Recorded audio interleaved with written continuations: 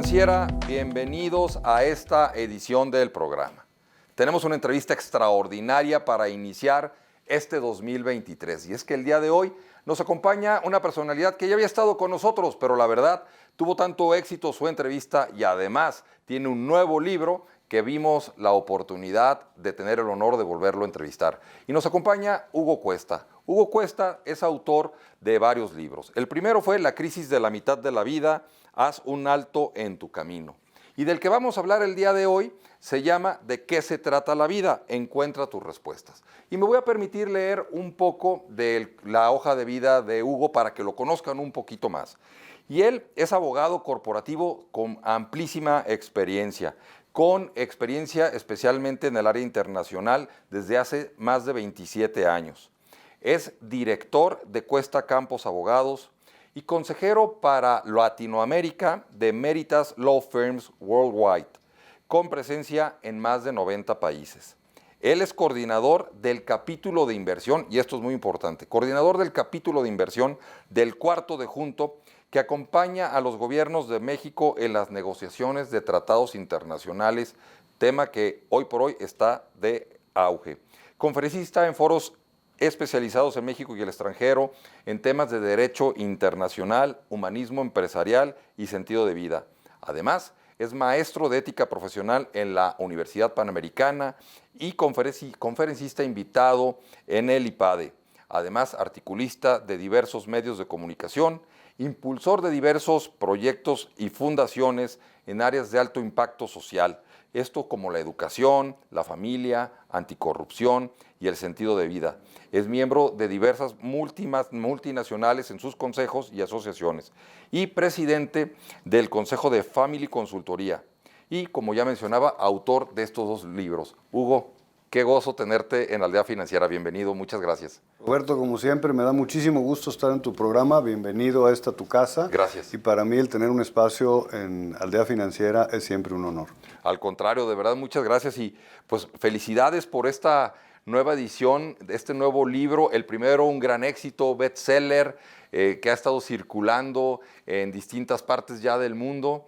Y pues ahora eres autor de este libro, ¿De qué se trata la vida? Que además tú tienes un prólogo de Marian Rojas Estapé, que es una autora también espectacular. Y pues me gustaría iniciar esta entrevista preguntándote tal cual, ¿de qué se trata la vida?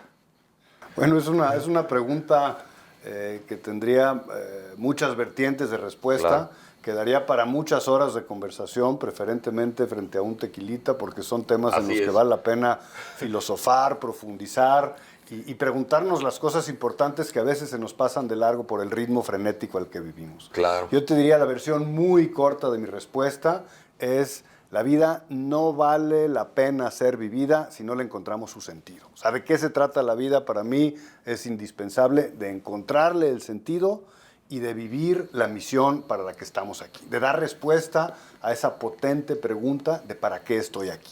De eso se trata para mí. Y eso es algo que pareciera sencillo y de sentido común tenerlo claro, pero hay cosas que no nos cuestionamos todos los días y vamos por la vida desde un punto de vista, pues viviéndola, pasándolo por ella, pero no necesariamente disfrutándola, entendiendo el sentido y sobre todo entendiendo estas preguntas de quién soy, a dónde voy, para qué existo y qué debo de hacer en la vida. Hugo Cuesta, ¿cómo se ha venido respondiendo estas preguntas? Pues fíjate que yo pienso que antes que nada es importante que los que nos hacen favor de escuchar no entiendan que pues no es un libro de recetas. Si me preguntan de qué se trata su vida o de qué se trata tu vida, pues yo no tengo idea, con muchas dificultades. Claro. Estoy tratando de descubrir la respuesta a la mía, pero este libro me parece que es una invitación a las personas que viven pues en un entorno muy parecido al que vivimos tú y yo, Roberto, en el que pues la agenda está desbordada, vivimos en medio de las prisas, muchos compromisos profesionales, sociales, familiares de mucha índole, pero esto para mí es un llamado de atención en el que vale la pena profundizar y de pronto rodearnos de esos espacios de silencio para hacernos estos cuestionamientos existenciales sin sin los cuales es imposible encontrarle el sentido de la vida. Y sin encontrarle el sentido de la vida va a ser muy difícil que seamos plenos y que no podamos ser felices y trascender. O sea, yo diría, es un llamado de atención que compartimos muchas personas que estamos inmersos en el mundo empresarial, Claro. pero que nos damos cuenta que no es suficiente y que es necesario conectar con el aspecto personal del individuo, del empresario, del profesionista, para poder profundizar y dar respuesta a esta gran pregunta que lleva como título este libro, ¿de qué se trata la vida? Leyendo las páginas del libro hay muchísimas enseñanzas, anécdotas personales, familiares, notas de santos, del mismo Papa en algunas reflexiones. Pero una que me llamó mucho la atención al inicio de la lectura fue que hay que elegir las batallas, porque para vivir la vida y entender lo que se debe de hacer, pues hay que aprender a decir que no, y eso significa justamente saber elegir las batallas. ¿Qué nos puedes decir al respecto? ¿Cómo alguien que justamente me parece que lo que dices, que tenemos ese frenesí de vida, es porque muchas veces no aprendemos a decir que no y llenamos nuestra agenda de un sinnúmero de cosas, a veces tratando de cumplir algunas obligaciones, a veces tratando de quedar bien, pero sobre todo porque nos cuesta decir que no. A veces en lo personal lo puedo decir por miedo de herir a alguien, de que piensen que ya es uno engreído, pero pues a veces sí hay que decirlo. ¿Qué opinas? Sin duda, yo creo que, y para eso es indispensable tener un proyecto de vida. O sea, si no tenemos un proyecto de vida, no tenemos, Roberto, la claridad de saber a qué le tenemos que decir que sí y a qué le tenemos que decir que no. Ese lineamiento del proyecto de vida nos presta la facilidad de poder identificar con mucha mayor claridad las cosas que están alineadas con ese proyecto, en las que vale la pena involucrarse, y aquellas que no nos acercan a esas metas personales, familiares, espirituales o sociales que nos hemos trazado. Y por eso en el libro hay unas referencias de andar por la vida sin GPS o sin rumbo fijo. Entonces, hoy ni se nos ocurriría, Roberto, empezar pues un viaje en un Uber o en una plataforma digital sin tener claro el destino. Sin embargo, muchos de nosotros vamos por la vida sin saber cuál es nuestro destino, sin saber cuál es nuestro sentido. Y el tener claro un proyecto de vida facilita mucho esto que tú dices. Saber las cosas a las que les tenemos que decir que sí, porque nos acercan a nuestros propósitos, y aquellas a las que hay que sacarles la vuelta, porque en el mejor de los casos no pasarán de ser una pérdida de tiempo. Fíjate que también en el libro me identifiqué con algo que comentas que me parece sumamente puntual. A la hora de tener estos propósitos de vida, muchos de nosotros nos planteamos escribir un diario. Tú lo compartes, creo que con una idea como de manifiesto, donde vas recopilando frases e ideas de tu día a día y que te sirve como aprendizaje. Yo me identifiqué porque casualmente en días pasados veía leyendo mi diario con ideas de hace algunos años, cosas que ya cumplí, cosas que no he cumplido, pero que al final, tal como lo dices también tú en el libro, me sentí un poquito estancado. ¿Qué reflexión te causó a ti el haber leído esos manifiestos y ponerlo como parte de tus siguientes fases en la vida? Sí, los manifiestos es un ejercicio personal que yo hago desde que cumplí 40, hace ya varios años, y es un ejercicio mensual en el que hago una breve recopilación de los eventos más importantes de mi vida, pero sobre todo cómo me hicieron sentir, cuál fue mi interpretación, cuáles eran mis objetivos de vida en esa etapa. Y como tú bien dices, de pronto vuelves a leer lo que escribiste hace 17 años y dices, oye, lo que yo buscaba hace 17 años no es tan distinto de lo que estoy buscando hoy. Y eso tiene pues dos interpretaciones. Una, la de sentirte estancado, que es la que tú dices, y otra, decir, tengo bastante claro lo que quiero, también, pero no he puesto los medios para llegar ahí. Y yo te diría, hay una frase de un autor que me gusta mucho, que se llama Facundo Cabral, que dice, en aprender a vivir se nos va toda la vida. Entonces son cosas que necesitamos estar ejercitando todo el tiempo. El journaling, el hacer un diario, es además de un ejercicio terapéutico valiosísimo, recomendado por muchos terapeutas y psiquiatras, una oportunidad de autoconocimiento, de reflexión y sobre todo, no sé si te pasa a ti, tú eres más joven que yo, pero ya los que llegamos a cierta edad, se nos olvidan muchas cosas que si no las dejamos escritas en algunas páginas, perdemos la importancia de la riqueza de la experiencia que hemos tenido en la vida. El propósito de vida es sumamente importante, como lo vienes mencionando. Probablemente haya gente que nos está escuchando, algunos aldeanos, que lo tengan muy claro, y habrá otros que digan, chin, me están haciendo reflexionar y probablemente no estoy seguro o segura de cuál es mi propósito de vida, que quiero para los 5 próximos años, 10, 15, para llegar hasta el final de mi existencia. ¿Cómo logra alguien entender cuál es su propósito de vida? Fíjate que si tú le preguntas a alguien cuál es tu misión, automáticamente se paraliza, llega el pánico y piensan que la misión es un monolito que les va a caer del cielo de 5 toneladas. Lo que yo pretendo hacer en el libro y lo que he hecho con colegas, con abogados con los que interactúo y en las propias sesiones del IPADE que doy, es dividir ese propósito, ese sentido y esa misión de vida en 6 áreas que son, yo diría, los 6 roles principales que jugamos. Personal, familiar, espiritual, profesional o empresarial, económico y social. Sí. Esos serían como las 6 áreas en las que si uno tiene en la vida una tarea enorme frente a sí, para evitar esa parálisis, si la divides en pequeñas tareas, y para mí esas 6 áreas cubren pues todos los aspectos ontológicos de la persona, porque si somos mente, cuerpo y alma, pues tenemos que cubrir todas esas áreas para que el propósito de vida sea acorde y dé respuesta a esos 3 niveles ontológicos de la persona y a esas 6 áreas de los roles que jugamos en la vida. Entonces yo diría, no se apaniquen, si Roberto les pregunta esto, cuál es su propósito y su misión, si logran dividir en estas áreas y desmenuzar ese propósito va a ser mucho más fácil y sobre todo menos intimidante. ¿Y cómo sería un ejercicio o qué visualizas que podría ser un ejercicio para identificarlo? ¿Hacer una reflexión en cada una de las áreas y ponerles alguna calificación o ponerle ya objetivos a cosas a hacer a cada una de las áreas? ¿Cómo en lo personal lo has ido desarrollando? Fíjate que una de las cosas que me gusta en el libro es que es muy interactivo. Obviamente el libro está impreso, pero hay un código QR que te lleva a una página en donde hay aproximadamente 8 o 10 formatos, encuestas, cuestionarios, una serie de recursos y herramientas que lo que yo pretendo es aportar a que las personas que seriamente se pregunten cuál es su misión, encuentren en el libro y a través de esas herramientas que se están actualizando con distintos programas y cursos que yo he tomado en otros países para esto, que les pueden facilitar muchísimo esa tarea. Entonces, con muchas personas que yo platico y seguramente te pasa lo mismo, tienen un interés genuino en buscar el propósito de su vida, pero no saben por dónde empezar. Y esa es una de las aportaciones que pretendo hacer en este libro.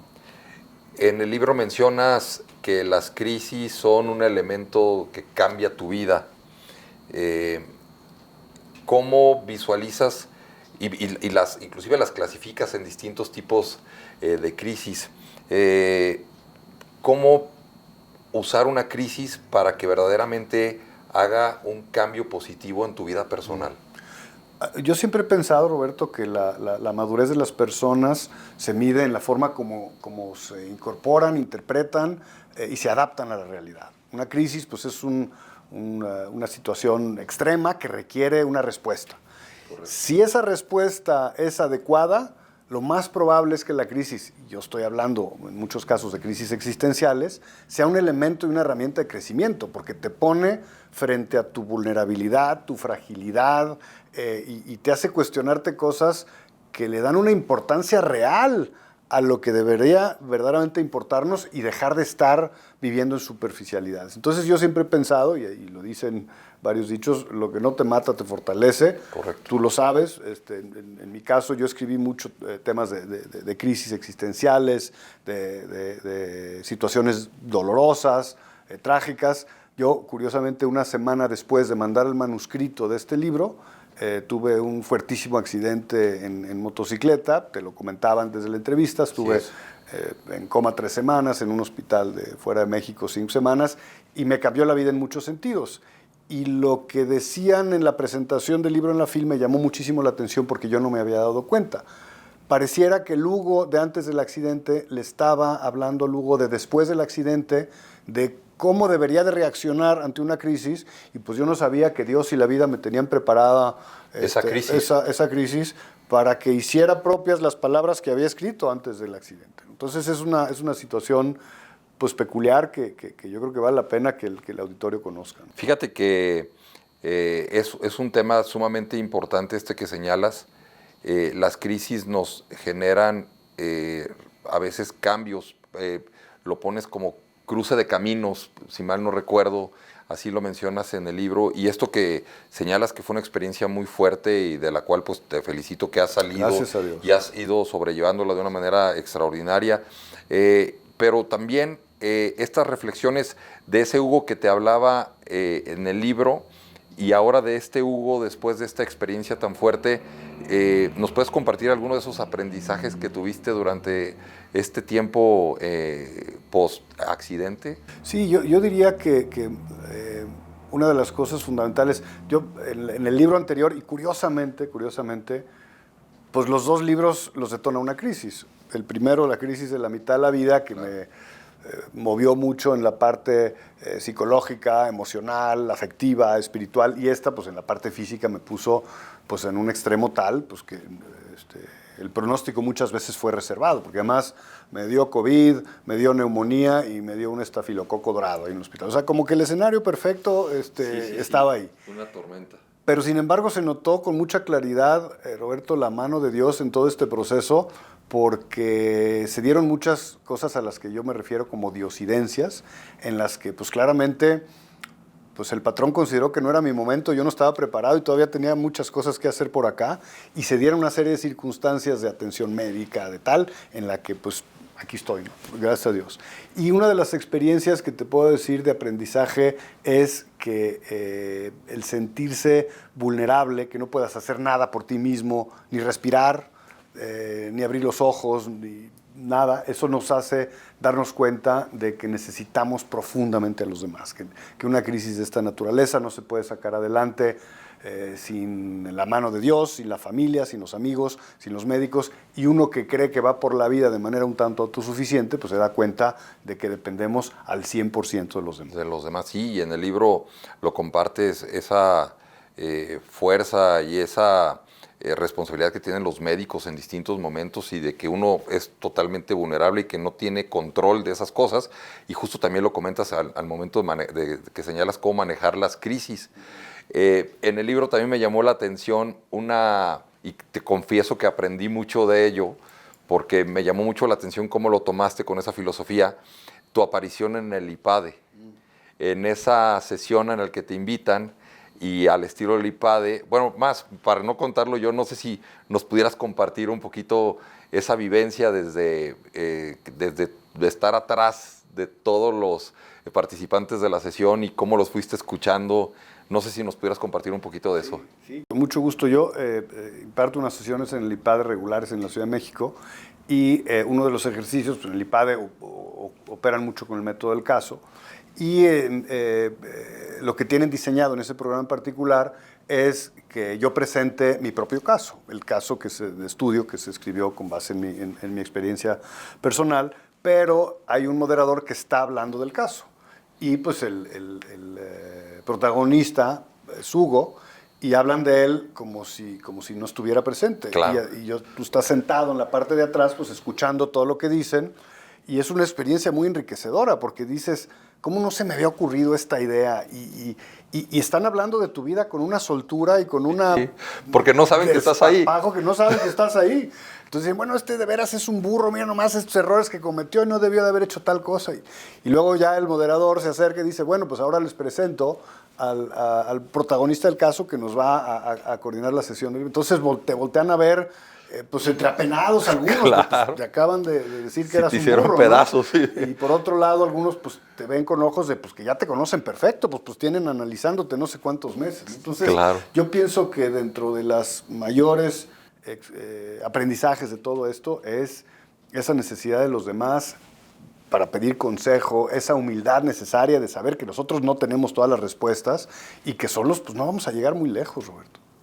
Es un aprendizaje muy valioso porque yo creo que los que hemos tenido la oportunidad de ir subiendo algunos escalones en la vida y que esos escalones significan más responsabilidad, más que otras cosas, a veces nos topamos con que las cosas nos llegan muy filtradas y la gente a veces no nos dice lo que realmente está pensando. Y ese ejercicio de crecimiento personal que significa que la gente te diga lo que está pensando y cuáles son tus errores, pues es sumamente valioso. Yo muchas veces me he preguntado qué realmente pensará la gente de la toma de decisiones y múltiple toma de decisiones que a veces uno tiene que ir haciendo en el día a día y que a veces afecta a tanta gente que, pues, como bien señalas, pues ahí con la ayuda de Dios y con las mejores intenciones lo vas haciendo, con la mayor preparación posible, pero sí el que alguien te diga esto es un consejo directo y esto creo que está mal, más allá de lo que uno pueda decidir al final de cambiar o no, mejorar o no, pero te sirve mucho para tener esa referencia y creo que eso es bastante importante. Desde el punto de vista de las experiencias que has tenido con el libro, porque pues el libro ha ido evolucionando de ser primero un escrito, entiendo que te llamó la reflexión derivado de la crisis de la mitad de la vida, que hoy por hoy es un bestseller que está circulando con Penguin Random House, y que ahora que has sido presentado en la FIL, tu nuevo libro y tal, que has tomado una perspectiva diferente como autor. ¿Qué experiencia te ha marcado en este trayecto como, no solo como abogado, consejero, conferencista, sino ahora como autor de libros? ¿Hay alguna experiencia que te haya marcado de manera especial? Sí, yo diría una experiencia o lección es que hay que abrirle campo en la vida a las pasiones. O sea, para mí el aspecto profesional, el ser abogado corporativo, internacional, pues es una de mis pasiones, me encanta, pero también una de mis pasiones es escribir y uno de los aspectos importantes de mi misión es inspirar y acompañar a las personas a que descubran el sentido de su vida. Eso para mí me genera pues una adrenalina muy especial. Entonces, yo diría un aprendizaje es de darle espacio a esas, lo que yo le llamo carreras paralelas, porque pues si bien la mayor parte de mi día la absorbe pues el desarrollo de mi actividad profesional como abogado, pues claro. o sea, tú lo conoces perfectamente, pero yo diría hay que darle esos espacios, y te decía un poco entre broma y en serio, de tu activísima agenda y de la enorme responsabilidad que como jalisciense te agradezco de tener a tu cargo esta secretaría y darte tiempo para este tipo de cosas que enriquecen, que aportan, pues tú me lo vas a entender muy bien, de que vale mucho la pena desarrollar esas carreras paralelas en las que podamos invertir nuestros talentos, en nuestras pasiones, que cuando tienen un sentido de trascendencia, pues se convierten en nuestra misión, Roberto. Totalmente de acuerdo y definitivamente lo principal es ir aprendiendo, incorporando estas enseñanzas de manera que podamos crecer. ¿Cuál sería el resultado que esperaría Hugo Cuesta de una persona, si es que existe esa expectativa, o cuál sería la ilusión que te genera del resultado de alguien que lee tu libro? Para mí es clarísimo, es que se cuestione al menos un aspecto fundamental de su vida. Eso para mí sería ya un gran éxito, porque si de un tiraje importante como el que se hizo el primer libro y ya va en su tercera reedición, y en este también, lo bonito de esto es que casi nunca te vas a enterar de lo que está pasando, porque el lector pues no te va a hablar y te va a decir, son muy pocos los lectores que te conocen, pero si algún lector se cuestiona algo de vida y hace un cambio positivo en su vida y pasa por esta experiencia de leer estas páginas saliendo, siendo una mejor persona, para mí sería un exitazo. Hugo Cuesta, ¿de qué se trata la vida? Un extraordinario libro que estoy teniendo la oportunidad de leer, que estoy seguro que está causando una influencia muy positiva en las personas que lo están leyendo, que les invitamos a que lo puedan adquirir y por supuesto leer. ¿Dónde lo pueden buscar la gente? Está en Amazon y está pues, en todas las librerías del país. Y pronto estará en audiolibro, me parece que el mes que entra sale en audiolibro, pero está pues, en todas las librerías y en Amazon.